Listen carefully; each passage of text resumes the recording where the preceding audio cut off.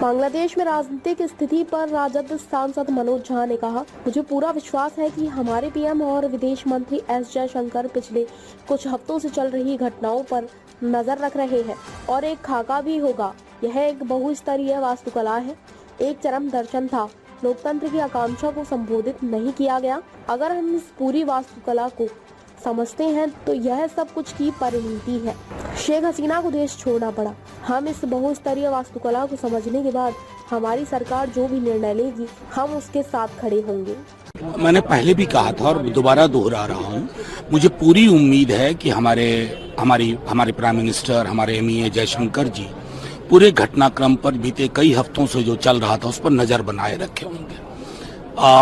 उसका एक ब्लूप्रिंट भी होगा। हमारा मानना है कि अक्सर लोग सोशल मीडिया के दौर में त्वरित प्रतिक्रिया दे देते हैं कि कोटा के कारण। ऐसा नहीं है, ये मल्टी लेयर्ड आर्किटेक्चर है। मैं ये बात पूरे इसके साथ कहता हूँ, बहुत सारी चीजें थी। एक एक्सट्रीम फिलॉसफी थी, कोटा पे कोर्ट का जजमेंट था।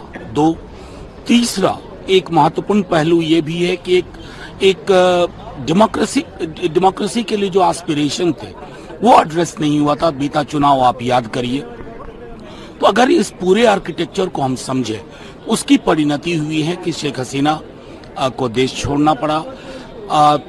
ऐसी छवियां भी हमने देखी थी जो कुछ वर्ष पूर्व अंदाजा नहीं कर सकते थे कि शेख मुजीबुर रहमान बंग बंधु की प्रतिमा जिस प्रकार तोड़ी जा रही थी।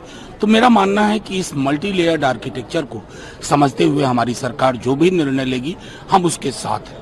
सर, इसके अलावा साउथ ईस्ट एशिया की अब राजनीतिक स्थिति जो है उसको कैसे देखते हैं? देखिए, हमारे इमीडिएट नेबरहुड में ये हुआ है और मैं चाहूंगा कि हमें सावधानी के साथ साथ एक विश्लेषण भी बेहतर करना होगा, क्योंकि हमारी एक बहुत बड़ी सीमा बांग्लादेश से लगती है और ऐतिहासिकता भी है, रिश्तों की भी ऐतिहासिकता है। दूसरे नेबर के मुकाबले बांग्लादेश के साथ हमारे रिश्ते हमेशा कमोबेश एक बेहतर स्वरूप लेके रखा है इसने।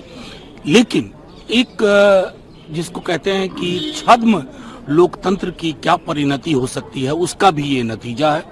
जाहिर तौर पर मैं दोबारा कहूंगा कि हमारी सरकार जो भी निर्णय लेगी, आज ऑल पार्टी मीटिंग भी हुई है, अगर मिनिस्टर साहब दोनों जगह स्टेटमेंट देंगे तो जो हमारे मन में दुविधाएं हैं उन दुविधाओं को भी हम उनके समक्ष रख करके उसका निराकरण करेंगे।